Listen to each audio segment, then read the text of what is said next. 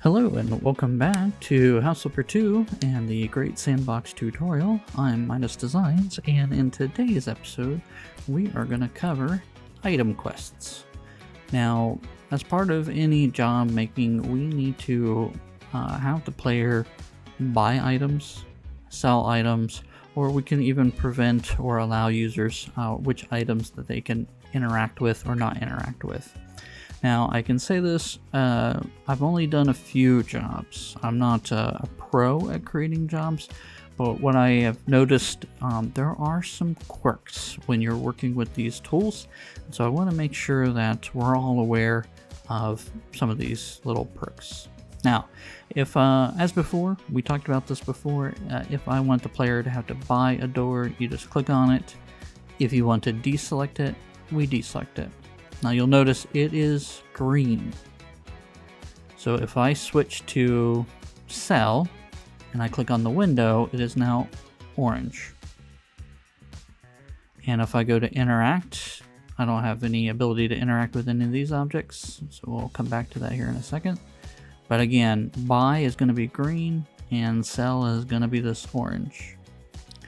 I'm going to take those off. All right, let's walk inside here.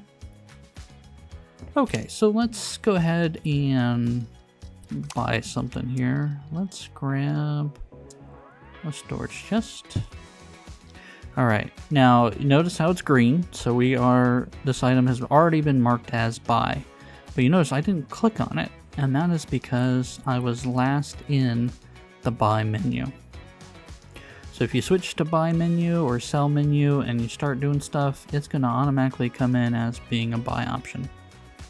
So again, let's do that again.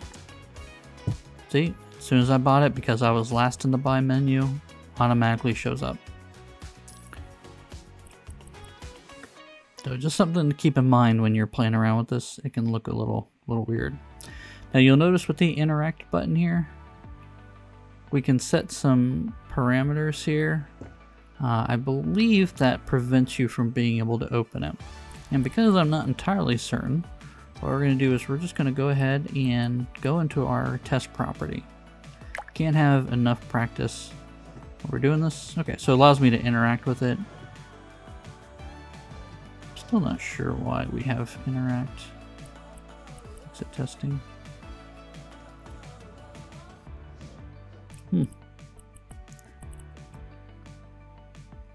Well, I'll just leave it off. I've never found a use for interact, so if you find a use for it, please let me know in the comments. Love to hear what you have to say, because I have no idea what interact is going to do. Now, one thing to note, if I work my way out here, I'll notice you can have the player sell roofing. If I were to come in here and I were to grab a resizable object, so a Jungfrau piece, you need to remember, just because you're in sandbox mode and you're able to do this, regular mode can't do this. So if you have the player come in and buy this object, so if we go into test property here, let's turn our lights on here, see what we're doing. Right. Oh. There we go. Connected to a switch. Alright, so it tells us to buy a building molding. So it just sets us up like this. So if you were hoping it to be the same size and dimension everything, you're not going to get that. So just keep that in mind when you're doing this. The player isn't going to know this, so you might have to show them some extra pictures to get them into that mindset. And most importantly, they're not going to be able to position this. There is no transform move tool here at all. So you will not be able to do this as a player. They won't be able to do any of that. Exit testing here. So just keep that in mind with Jungfrau tools, even with just the small block. They're not going to be able to do crazy stuff with it. They're just going to be able to place it down. It's not going to tell them where to place it down. They're going to have to give them pictures and give them an idea of where to place things. Otherwise, it's not going to work. Which is unfortunate, but, you know, with these kind of resizable pieces, it's kind of hard to program something like that. Same thing goes with stairs and roofing. You can tell the player to buy roofing, but you can't tell them where to place roofing.